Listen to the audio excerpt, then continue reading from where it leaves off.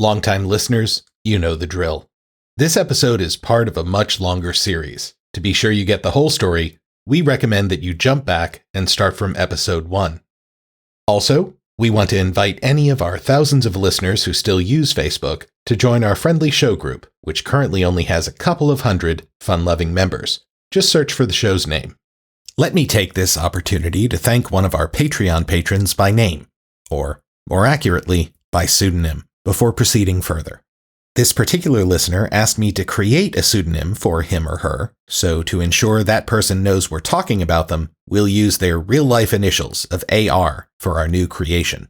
And with that, we'll clue you in on something. Autonomous Rapscallion has been sneaking into hotel rooms, finding the complimentary Bibles, and replacing all instances of God with Joe Pesci as an homage to the late George Carlin. If you'd like your name or your pseudonym to join the roll of honor at the top of a future show, just sign up at patreon.com/theparanoidstrain at the $5 tier. We thank you kindly, both for listening and for supporting. Finally, whether you do social media or not, please do drop us a line. Tell us what you think of the show. We're open to suggestions, criticisms, and recipes. Send them all to theparanoidstrain, that's all one word, at gmail.com. Okay. Let's get going.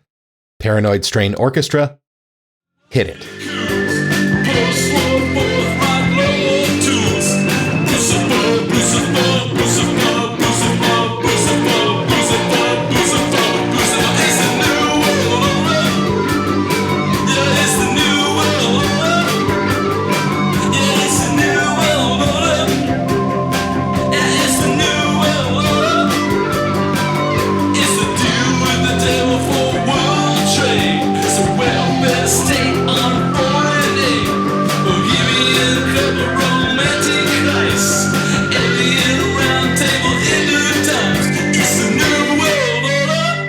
Before we leave this New World Order topic, we should at least acknowledge that one Glenn Beck tried to create a New World Order panic for the new century with his obsession, which many other loons shared, with a seemingly innocuous declaration by the UN called Agenda 21. In a sense, this appears to be a sort of thematic bridge between New World Order proper, which had its heyday pre-9/11, and full-on Q delusions, which of course date to the Trump administration. So let's just briefly... For once in his life, this time when he says brief, he actually means brief. Let's see if I can do this. Agenda 21 was, well, I guess is, a UN resolution. A non-binding UN resolution. Yeah, that's important to keep in mind. I mean, famously, even actual binding UN resolutions may or may not have any impact depending on whether anyone actually pays attention to them and whether or not any of the big boy countries decides to veto them before they can go through. But if UN resolutions strongly condemning this, that, or the other are kind of an international laughingstock half the time, imagine how toothless a non-binding resolution is. That's Agenda 21. Sort of like showing up to an old crush's wedding, waving a well-worn middle school "do you like me" note with a "yes but" checked when the preacher asks if anyone objects to this union. It's similar. But that didn't stop Glenn Beck from going screaming and rending clothes nutso about the threat it posed to American sovereignty. Younger listeners, Glenn Beck's conservative star has greatly waned since he was fired from his popular Fox News show, a fate we devoutly wish on Tucker Carlson in the coming months. But at one time, Beck was the sort of less racist, more teary Mormon version of Tucker, who constantly warned fearful viewers that the world as they knew it was seconds from descending into a God-hating, Nazi-communist hellscape, thanks to whatever innocuous trend or conspiracist screed he had most recently stumbled upon. Yeah, and he was way more fun to watch. Let's listen briefly to the way that he introduced this topic on his Fox show. Being laid. One of the main reasons for these same old tired ideas being revitalized is because those pushing globalism and government control on a global level have mastered the art of hiding it in plain sight and then just dismissing it as a joke.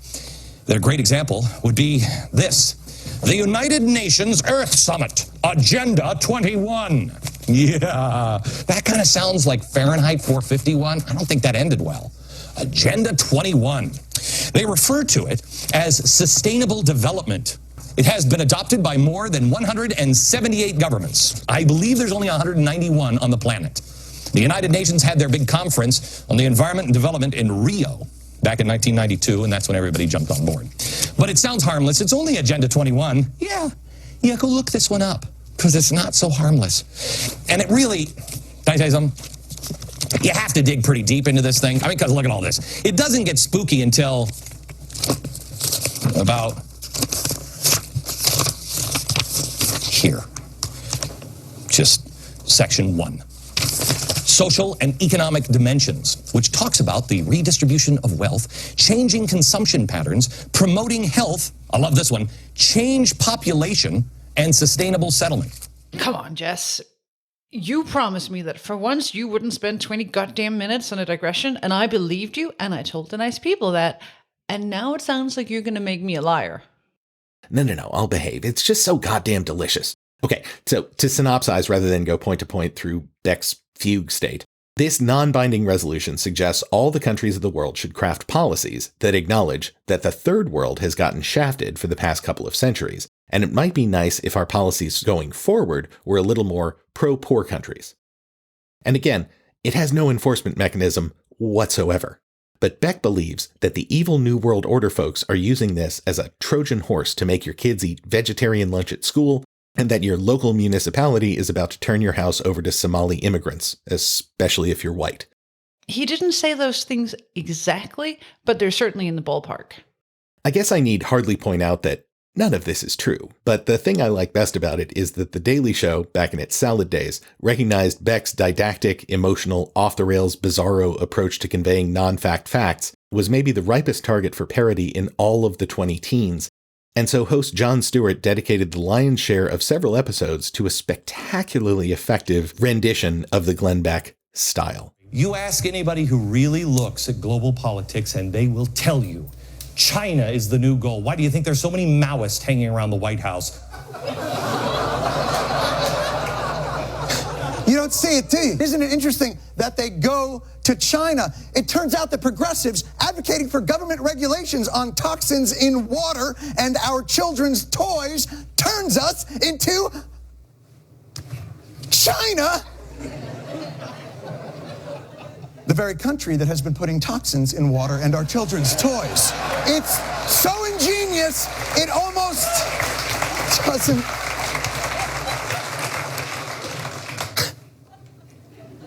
It's so ingenious, it almost doesn't make any sense whatsoever. This is Glenn's blackboard, so we have to play by Glenn's rules, which are, if you subscribe to an idea, you also subscribe to that idea's ideology, and to every possible negative consequence that that ideology remotely implies when you carry it to absurd extremes. For instance, progressives, if you believe in a minimum safety net for the nation's neediest, you believe in total and absolute government control. So, if you believe that faith provides a strong moral tent post for a nation's foundation that could only lead to totalitarian theocracy, but John, that's crazy. That can't be right, because there would be all kinds of redonkulous embedded clues. You're absolutely motherfucking right. And of course, Stewart brought this persona back out for an encore when Beck was fired from Fox for being too crazy. And we enjoyed a brief period where he thought that the world might get a little saner. Back in, what was that? Oh, 2011. No dice then. By the way, Glenn Beck still had the third highest rated show in cable news. Well, John, maybe Fox News thought it would be useful to pick some random talk radio host rehashing the same tired old John Birch Society conspiracy theories to seed ultra-conservative viewpoints into the news cycle while making the rest of the network seem centrist by comparison. But he then began to believe his own messianic delusions and became a giant pain in the ass. So they dropped his ass. Yeah, right.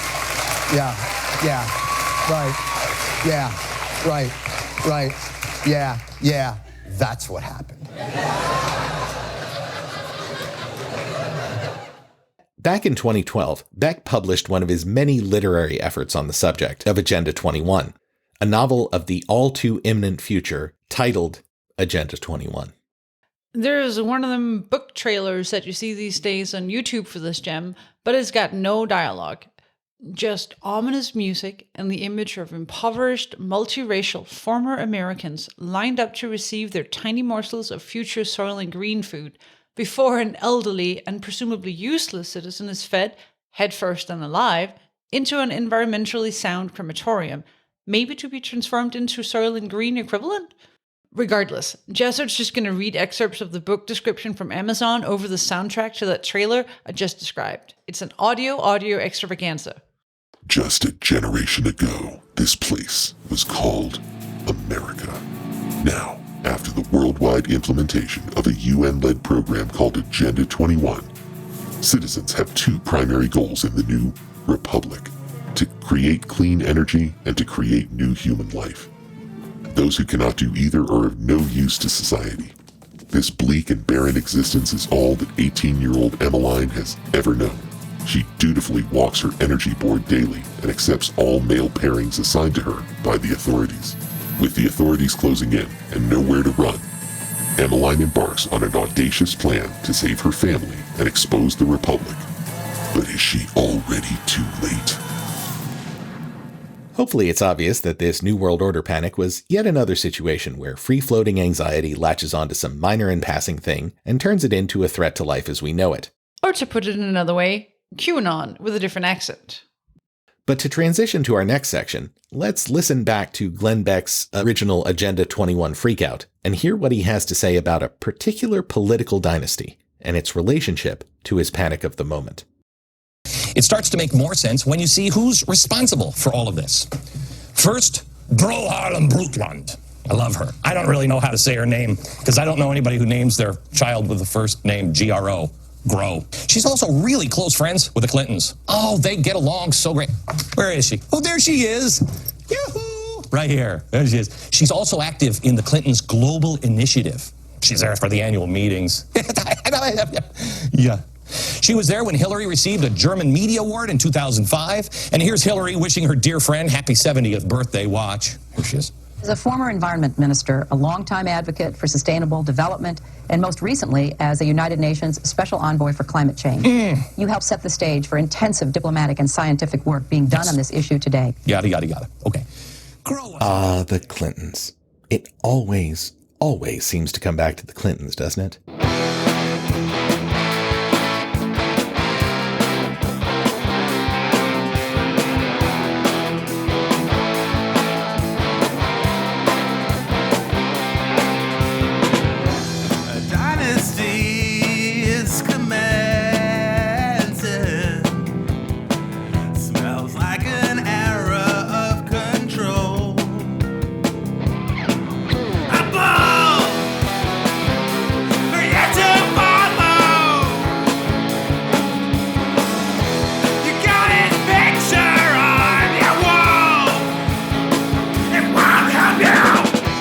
I don't think any of us who were around back in 92.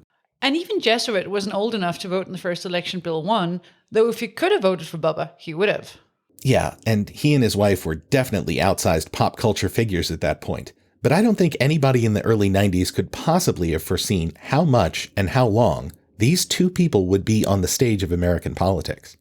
To be fair, Ronald Reagan had a seismic impact on how Americans voted and saw their government, and until Trump remade the party in his own garish image, all GOP hopefuls had to swear fealty to the Gipper's legacy to have a hope of attaining national power.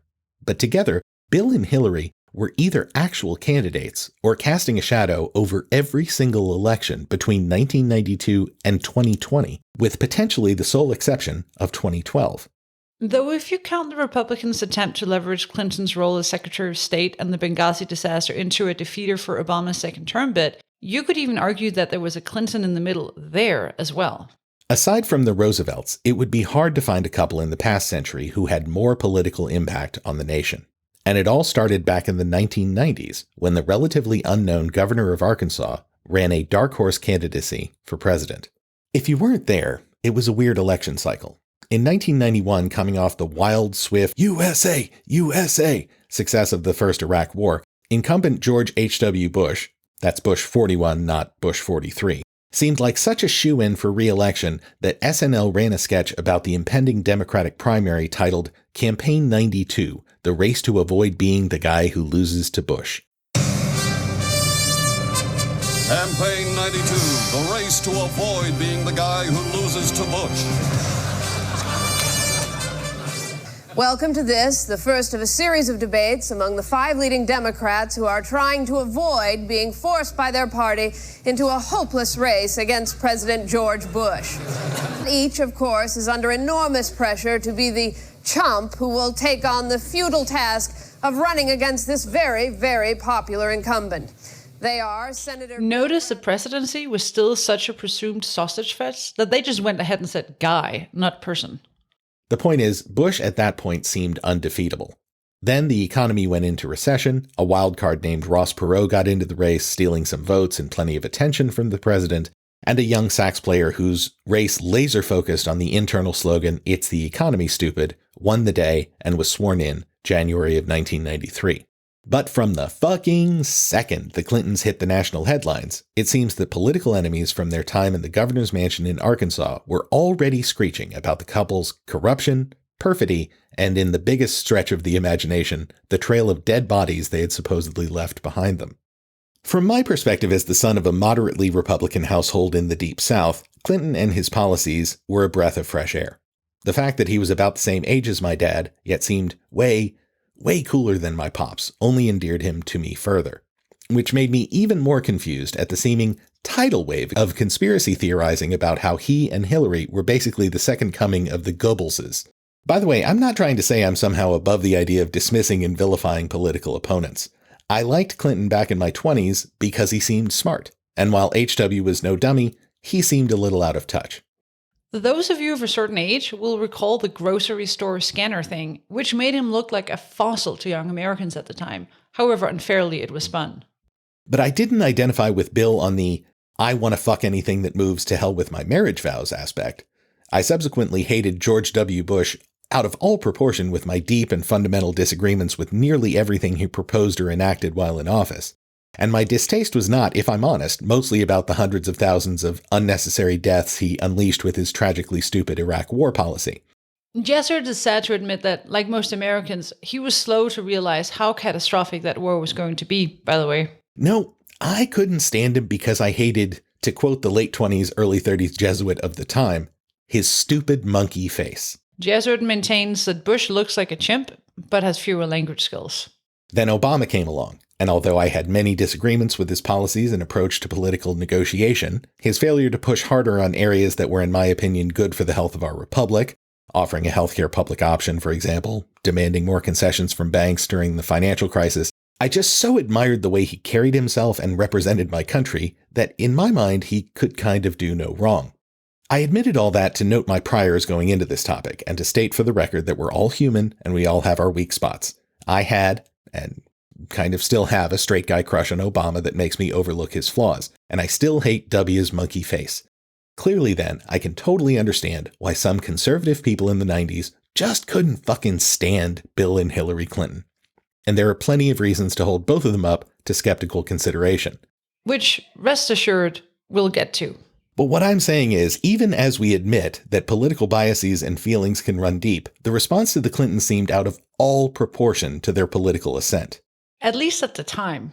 Now this is just the way things are in American politics. Exactly. There wasn't a precedent, in my experience, for this kind of political vitriol in the public discourse. Not to speak ill of the recently dead, but the horrible, bloviating, racist, sexist piece of shit Rush Limbaugh, whose national star really rose on the back of Clinton hatred, briefly got an actual TV show out of it, in spite of the fact that he's one of the least telegenic humans who ever lived. Real-life example of the humor on Limbaugh's TV show? Mentioning there was a cute kid in the White House, then showing a still of the Clintons' dog. He corrected his mistake with an awkward picture of the then 12-year-old Chelsea Clinton, clearly implying that she was a dog. A 12-year-old. What a knee slapper. What a fucking asshole. I know this is standard practice on the internet these days, but trust me, on a nationally syndicated, televised entertainment program, was beyond the pale in the early 90s.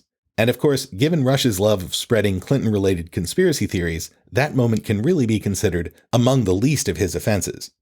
Clinton hatred, the kind that's not based on good reasons, but rather the made-up ones, seems to be one of the through lines that connected the conspiracy-minded 90s to the Qanon era. So, to try and get a handle on it, we used a book that had been sitting on our shelf for 6 long years, waiting for us. Conspiracy Theories, Secrecy and Power in American Culture by Mark Fenster.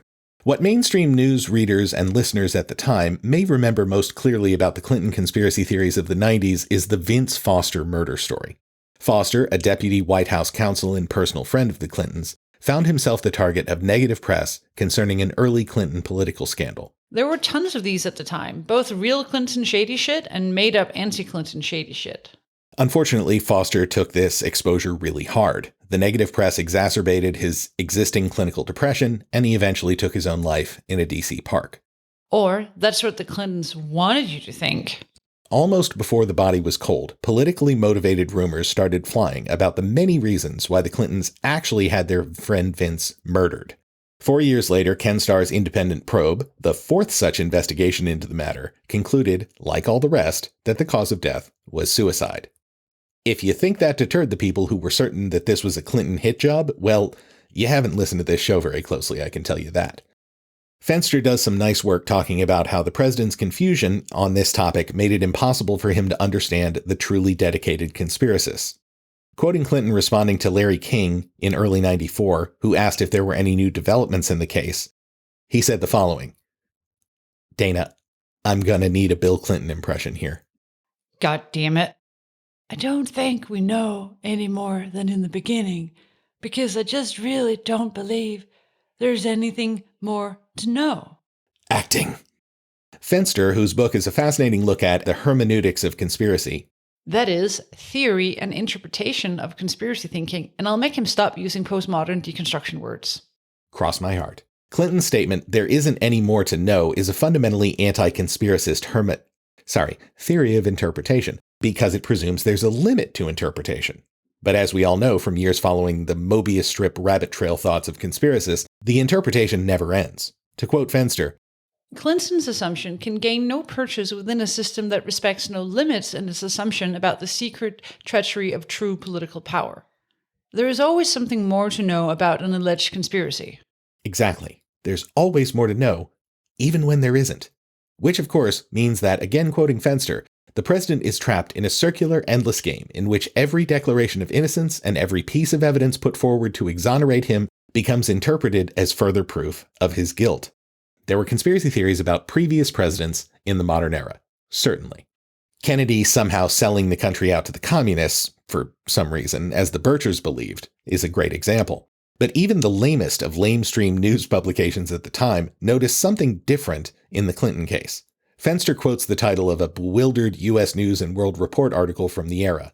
"Whatever it is, Bill Clinton likely did it." The piece surveyed the vast array of evidence-free accusations that were floating around, aided not only by Clinton's political opponents in Congress, but also some people whose axes started grinding, as we noted, back in his gubernatorial salad days.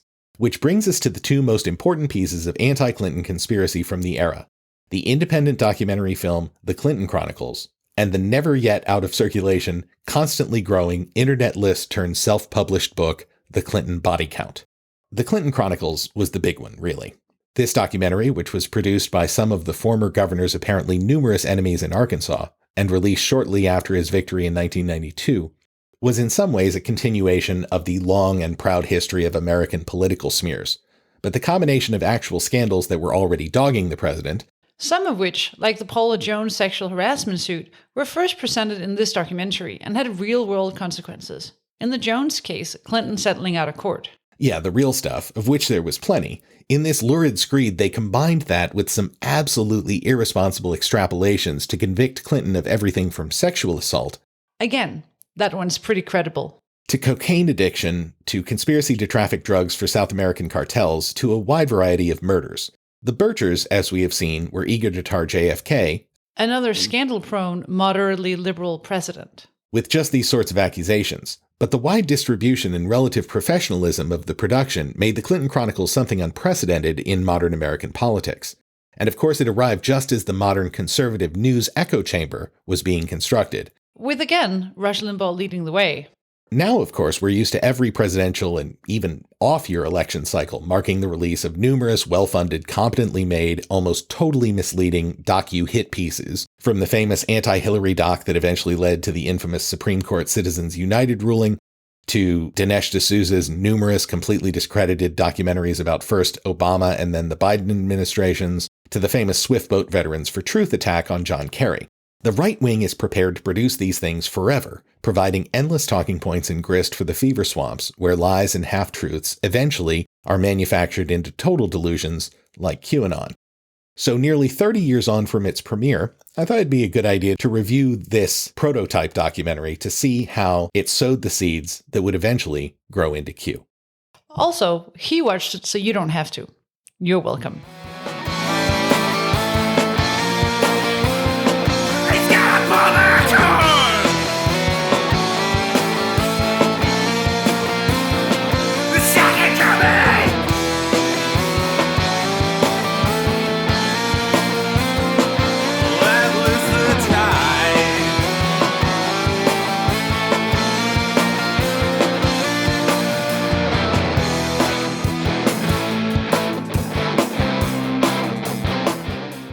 The paranoia leaps off the screen from the very opening disclaimer, which lets you know that powerful people don't want you watching this important film, U.S. voter of 1994. Okay, we get it. We're watching samizdat that the lamestream media doesn't want us to see. Take us to the good stuff, which comes with our first voiceover, an introduction to the 42nd president. On January 20th, 1993, William Jefferson Clinton became the 42nd president of the United States. At the time, most Americans were not aware of the extent of Clinton's criminal background, nor were they aware of the media blackout, which kept this information from the public. As State Attorney General and later governor, Bill Clinton in 12 years achieved absolute control over the political, legal, and financial systems of Arkansas. As president, he would attempt to do the same with the nation by bringing members of his inner circle with him to Washington. The hijacking of America was underway, and its impact on future generations would be incalculable. So, Clinton is an evil, all-powerful criminal who is taking over the United States with its cronies. I am certain that those behind this film were just as concerned about every other president, Democratic or Republican, who brought his political circle with him when he came to D.C. Clinton is different, Dana. He's the devil. Sorry, but it's true. After all, he was basically raised in the pits of hell, also known as Hot Springs, Arkansas. Bill Clinton was born in Hope and, of course, raised in Hot Springs. They had open bawdy houses over there at the time, and they had open gambling at the time. But Clinton grew up in that atmosphere, that different atmosphere of Hot Springs. If it felt good, you did it. If you weren't already clued into the fact that those behind this film pretty much think Bill Clinton is a grown-up version of that kid from The Omen, that last quote seals the deal. What follows are a bunch of complaints about how he doled out favors to cronies, bent rules, ran roughshod over those who tried to investigate his malfeasance, had only a passing acquaintance with telling people the truth, etc. Which, again, probably some of it's true, some of it's exaggerated, some of it's made up, at least in this podcaster's evaluation. But two features really set this film apart. The first is its obsession with proving that Clinton was a huge cokehead in thrall to the cartel. And the second is the aforementioned Clinton body count, which had its origins in this very film before going on to publication in a variety of printed and internet formats over the years. First, the cocaine thing. Chronicles features a number of witnesses who swear they saw Bill, his ne'er-do-well brother Roger, and a host of cronies snorting booger sugar at wild orgy parties throughout his decade-long tenure as Arkansas governor. The fact that they suggest he was doing the Bolivian marching powder at wild parties where he hooked up with a number of women not his wife lends credibility to the story. It's not hard to imagine a young Bill showing up at any soiree that advertised available, willing nubiles. But outside of his enemies, it's hard to find credible sources suggesting that Clinton's addictions ever extended beyond poonhoundery to substances. Clinton Chronicles is larded with accusers, though, and goes well beyond suggesting that Clinton and cronies used and shared their tootski with young women. After everybody left, I would stick around as if I were working on the annual report. That would give me access to all the documents, and I make copies of them all. For about 2 months, I watched accounts accumulate money. At the end of the month, they zero balanced. They're laundering drug money. There were $100 million a month in cocaine coming in and out of Arkansas. They had a problem. They were doing so much money in cocaine, $100 million. You create a problem in a little state like Arkansas. How do you clean $100 million a month? Those of a certain age will recognize that reference to the Rose Law Firm as the legal outfit that a young Ms. Rodham Clinton worked for during her husband's governorship, and the place where they met some scandal-ridden members of the eventual Clinton administration, including the eventually convicted Webster Hubbell and the tragic figure Vince Foster.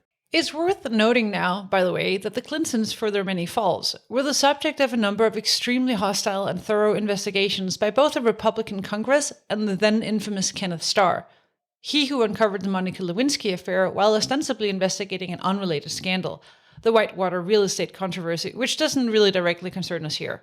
But the point is, if the Clintons or the Rose Law Firm were actually laundering drug money, a lot of Republicans would have been very happy to prove it. But they didn't. It was an obsession, though.